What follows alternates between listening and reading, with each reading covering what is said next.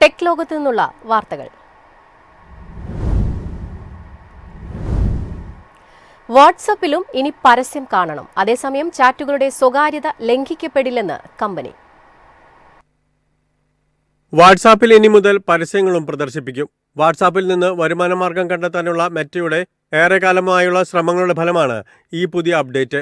വാട്സാപ്പിലെ updates ടാബിലാണ് പരസ്യങ്ങൾ പ്രദർശിപ്പിക്കുക. ആദ്യമായാണ് വാട്സാപ്പിൽ പരസ്യങ്ങൾ പ്രദർശിപ്പിക്കുന്നത്. വാട്സാപ്പിലെ അപ്ഡേറ്റ്സ് ടാബിലുള്ള സ്റ്റാറ്റസ് ഫീച്ചർ വഴിയാണ് സ്പോൺസേർഡ് കണ്ടന്റ് എന്ന പേരിൽ പരസ്യങ്ങൾ കാണിക്കുക. വാട്സാപ്പിന്റെ പ്രവർത്തന രീതിയിലുള്ള സുപ്രധാന മാറ്റങ്ങളിൽ ഒന്നാണിത്.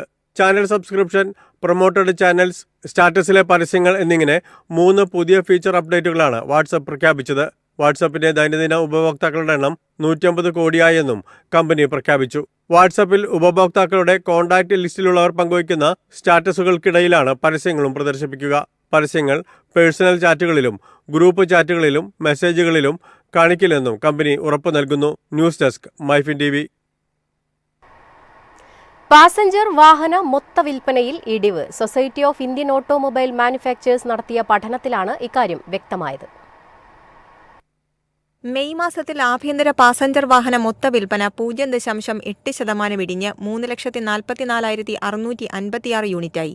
Society of Indian automobile manufacturers പുറത്തുവിട്ട കണക്കുകളാണ് ഇക്കാര്യം വ്യക്തമാക്കുന്നത്. കഴിഞ്ഞ വർഷം ഇതേ കാലയളവിൽ ഇത് 3,47,492 യൂണിറ്റായിരുന്നു. മെയ് മാസത്തിൽ നിർമ്മാതാക്കളിൽ നിന്ന് ഡീലർമാരിലേക്ക് ഇരുചക്ര വാഹനങ്ങൾ അയച്ചത് 2.2% ഉയർന്ന് 16,55,927 യൂണിറ്റായി. കഴിഞ്ഞ വർഷം ഇതേ കാലയളവിൽ ഇത് 16,20,084 യൂണിറ്റായിരുന്നുവെന്ന് സിയാം പുറത്തുവിട്ട ഏറ്റവും പുതിയ കണക്കുകൾ വ്യക്തമാക്കുന്നു. ആഭ്യന്തര വിപണിയിലെ മൊത്തം മുച്ചക്ര വാഹന വിൽപ്പന കഴിഞ്ഞ മാസം 55,763 യൂണിറ്റുകളിൽ നിന്ന് 3.3% ഇടിഞ്ഞ് 53,942 യൂണിറ്റായി.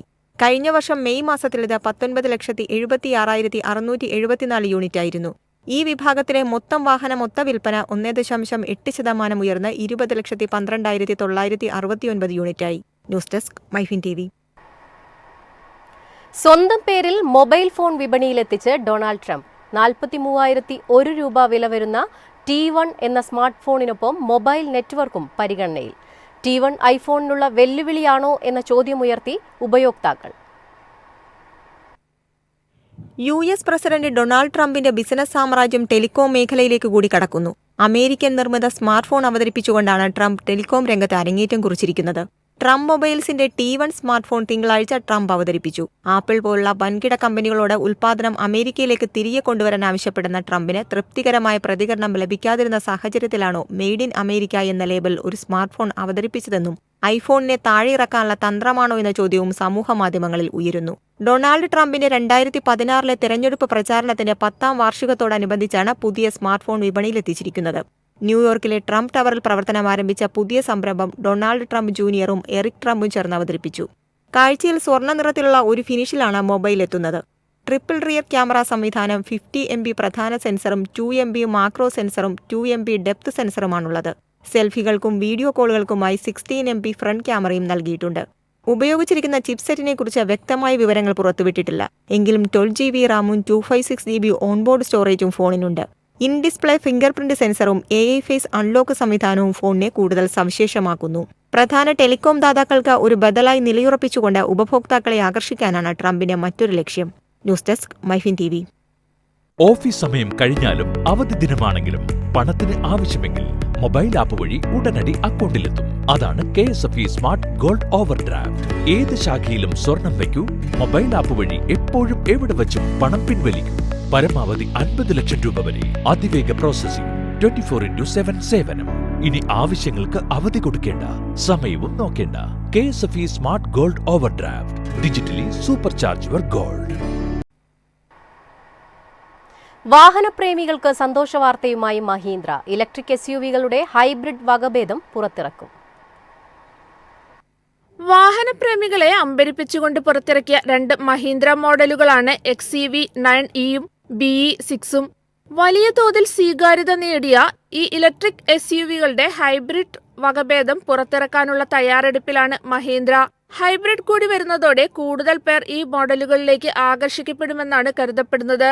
ഇലക്ട്രിക് കാറുകൾക്ക് വേണ്ടി പ്രത്യേകമായുള്ള മഹീന്ദ്രയുടെ ഇൻഗ്ലോ പ്ലാറ്റ്ഫോമിലാണ് XEV 9eയും BE 6ഉം മഹീന്ദ്ര നിർമ്മിച്ചെടുത്തിരിക്കുന്നത്.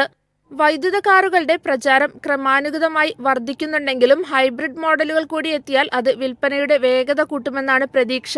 ഈ രണ്ട് മോഡലുകളിലും pack 1, pack 1 above, pack 2, pack 3 select, pack 3 എന്നിങ്ങനെ 5 വകഭേദങ്ങളാണ് മഹീന്ദ്ര നൽകിയിട്ടുള്ളത്.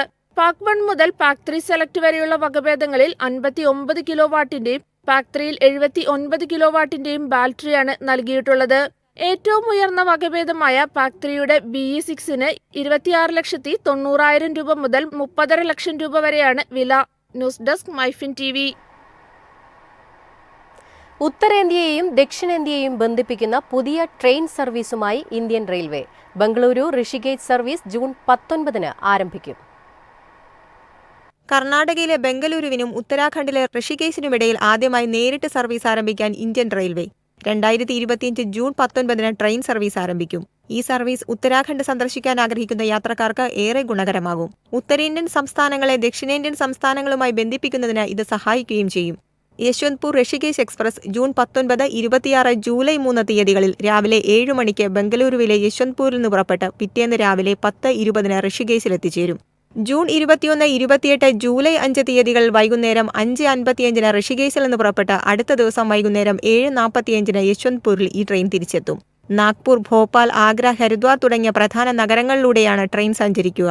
AC first class, AC tier 2, AC tier 3, sleeper class, general, unreserved കോച്ചുകൾ എന്നിവയുൾപ്പെടെ വ്യത്യസ്ത യാത്രക്കാർക്ക് അനുയോജ്യമായ നിരവധി സൗകര്യങ്ങൾ ഈ ട്രെയിൻ വാഗ്ദാനം ചെയ്യുന്നുണ്ട്. ഓൺബോർഡ് കാറ്ററിംഗ് സേവനങ്ങളും ഈ കാറ്ററിംഗ് ഓപ്ഷനുകളും ട്രെയിനിൽ ലഭ്യമാകും. മണിക്കൂറിൽ 130 കിലോമീറ്റർ ആയിരിക്കും ട്രെയിനിന്റെ പരമാവധി വേഗത.